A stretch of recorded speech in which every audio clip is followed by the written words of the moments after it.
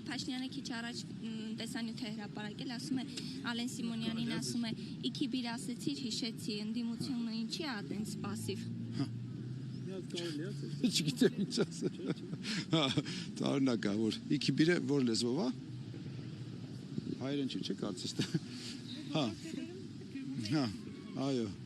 Բայց ինչի է ընդդիմություն իքի բիր ասելիս դες հիշում ընդդիմություն։ Խնդրում բան էլի քաղաքական հարցեր տվեք էլ։ Ուտելիքի հետ կապված հարցերով ԿՊ-ին մասնավորապես պարոն Փաշինյանին։ Բայց այն ինչի մա կատարում է մեր երկրում քաղաքական է։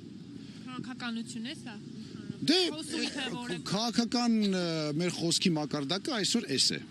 Եվ մեր նաև քաղաքականություն մուտք գործելու, նաև պարլամենտում հայտնվելու ցանկությունը եւ պետքությունը դրանում է, որպեսզի քաղաքական խոսքը փոխվի։ Այնինչ կա մինչև այսօր այս մոտավորապես 5 տարի է կատարվում է ազգային ժողովում, կարծում եմ հարիր չէ մեր այ ժողովրդին, մեր պետությանը եւ պետք է մակարդակը բարձրացնել։ Քարոզ Արշավի արդեն 5-րդ օրն է։ Դուք մինչ այս պահը ինչ եք արձանագրել ժողովրդի տրամադրվածության եւ ձեր շանսերի վերաբերյալ։ Մոտավորապես տոկոս կարող եք ասել, թե ինչքան կհավաքեք։ Տոկոսները ասելը անշնորհակալ գործ է,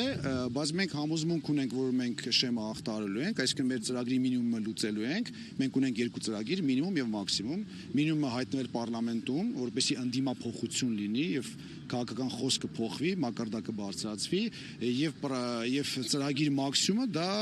իշխանափոխությունն է։ Կարծում եմ մենք մեր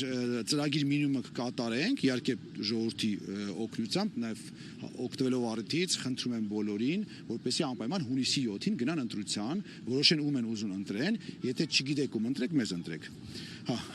Պարոն Մարուկյան, ձեր ծրագրում, նախընտրական ծրագրում խոսում եք էլիտար կոռուպցիայի դեմ պայքարի մասին, կարող եք օրինակ բերել, թե այսօր Հայաստանում ովքեր են այդ էլիտար շրջանակները։ Էլիտար կոռուպցիայի որ ծրագրում կներեք։ Ձեր նախընտրական, ձեր էջից են վերցրել։ Հա, լավ, հասկացա, ինձ թվաց 7 կետից եք վերցրել դրա համար։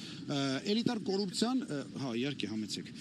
Էլիտար կոռուպցիա ասելով մենք հասկանում ենք, որ շատ եւ շատ գործարարներ ունեն առավելություններ եւ մենք չենք տեսնում այն պատճառները, թե ինչու հենց այդ գործարարը ինչ որ առավելություն ունի։ Սա մենք կոչում ենք էլիտար կոռուպցիա։ Այսինքն առավելություն է տրվում ինչ որ մի գործարարի, դե հիմա այս անուններ չեմ ուզում տալ, կարծում բոլորը լավ գիտեն, որ գործարարներին են եւ որ օլիգարխներին առավելություններ տրվում, հետո չգիտես ինչու տեսնում ենք, որ այդ նույն գործարարները մեծ մուծումներ են անում տարբեր հիմնադրամների, որոնք առնչվում են ԿՊ-ի հետ։